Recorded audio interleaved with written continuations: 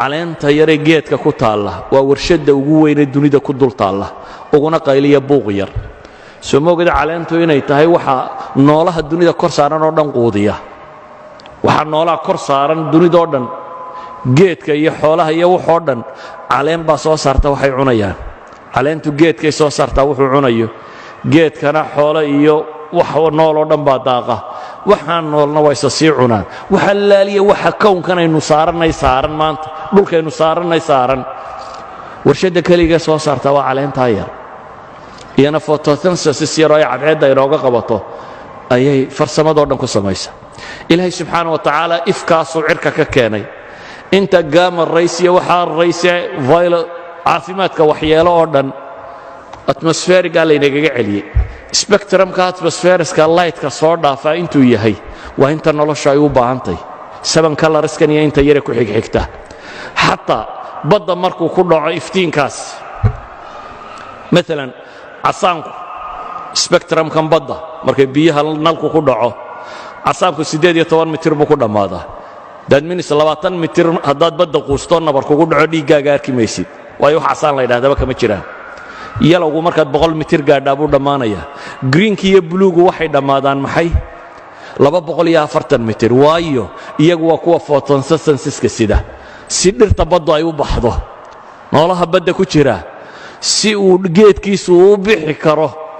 ilaahay subxaanahu wa tacaala nalalka kaloo dhan meesha sokaa lagu reebay laakiin greenka iyo bluega photosynthesiska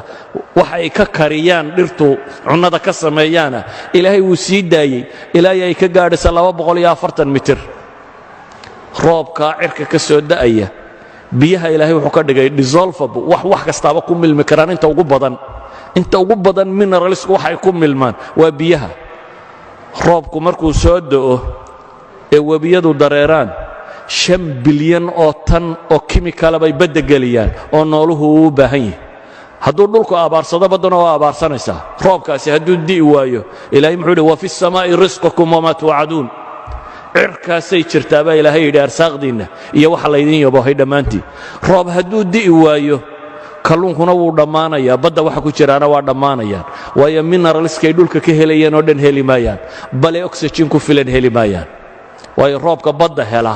waxyaabaha uu badda geliya waxaa ka mid ah oxygenka saa daraaddeed kalluunka laftiisa abaarsanaya hadduu roob heli waayo noloshan sidan u dhisan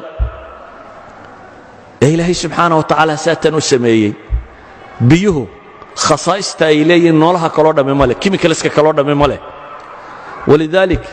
biyuhu markay 4 degree gaadhaan baa densitigoodu ugu culus yihi hadday ka hoos maraan waa maxay wuu fududaadaa waa sababta ilaahay ugu talagalay in badda waxa ku noolaaday ay ku nool yihiin wailaa hadday 0 degree markay sii gaadhaba hadduu densitigu sii cuslaanayo barafku hoostuu mari lahaa iminka barafku dushuu sabeeya hoostana biyaha sabeeya haddii biyuhu ay la mid noqon lahaayeen materialka kale markay sii qaboobaanba densitigu culaysku sii badan lahaa oo biyuhu ay barafku hoosta maro noolahoo dhamme oo dhiman lahaa ilaahay markuu uu kala bedelay baddaa waa la dhanaaniyey lowlaa aanay dhanaan ahayn dunida qudhumuun baa loogu dhiman lahaa milixdaa ay tahay ee leedahay ayaa badda waxa ku bakhtiyey iyo waxaynu ku gurayno iyo waxoo dhan urtooda bedeli lahaa wa ilaa dunidoo dhamme ur bay u dhiman lahayd hadday biyaha baddu macaan yihiin waxaynu isleenahay hadday baddu inoo macaanaato mala biyaad ka dhergi lahayd baad isleedahay maad noolaateen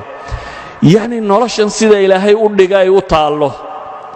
hadday bad tahay iyo hadday barri tahay hadday xayawaan tahay hadday miqdaarka biyo ee cirka ka soo da'aya tahay hadday temperature tahay hadday yacni dhulku waxay dhahdaan ilaa 100 degree buu temperaturekiisu kala sarreeyaa marka loo eego equatorialkiisa iyo maxay iyo north polekiisa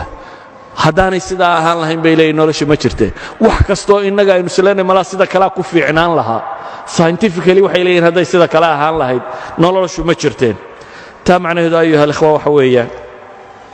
dunida tan aynu ku nool lahay